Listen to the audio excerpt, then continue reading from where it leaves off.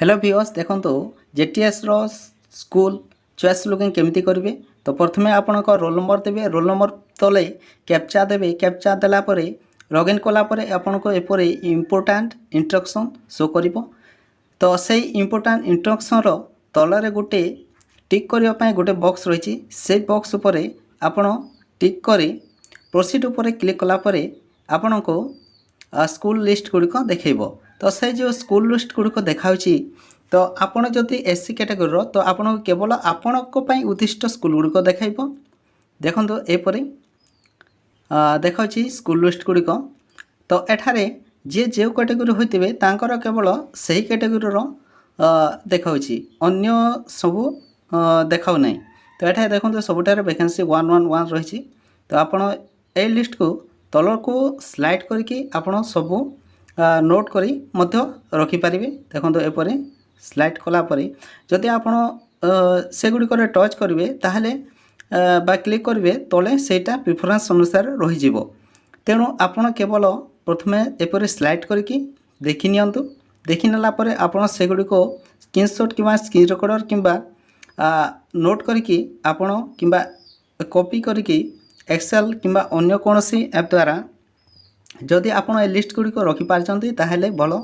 तापर आपण मैप रु देखंतु जे सेटारे कम्युनिकेशन सुविधा केमिति अछि आ अन्य सुविधा केमिति अछि। तापर देखि सारला परे आपण से गुड़िक चूज करेंगे। देखो एपरी डाक कला परे जेते बेले आपण तल को आसी जिवे सेते बेले आउ तल को जेते बेले स्लाइड करके एमिति तल को आसीबे। जेते बेले सब स्कूल आपण का उद्दिष्ट सब स्कूल लिस्ट सरी जीव तो आउ तल को सिलेक्ट हम ना। तो तेणु आपण जानीजे जे तल को आउ आपण उद्दिष्ट स्कूल नहीं। तो आपण जिते गुड़िया स्कूल देखा एठारे से स्कूल गुड़िक आपण एठार ब्लॉक मध्य दिखाई।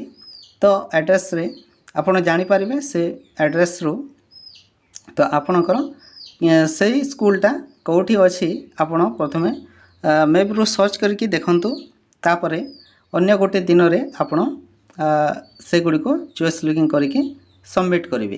तो मन रखंतु प्रथमे तरबरिया भाव में सबमिट करंतु नहीं, प्रथमे देखंतु यार लिस्ट तैयारी करंतु। एपरि भाव में आपण देखंतु आपण पई कोन कोन उद्दिष्ट रही। देखंतु डाक कला परे आउ तल को देखा जावनी। तो तेणु एते ही स्कूल एठारे देखाई। देखो मुझे देखुची यहाँ कटक डिस्ट्रिक्ट तो कटक डिस्ट्रिक्ट देखो एपरी एटा देखा। आर्ट्स साइंस पेपर 1 पेपर 2 तो आपण जो कैटेगरी होती आपण को आपण उद्दिष्ट से स्कूल गुड़िक ही देखेब, अन्य स्कूल गुड़िक देखेब नहीं।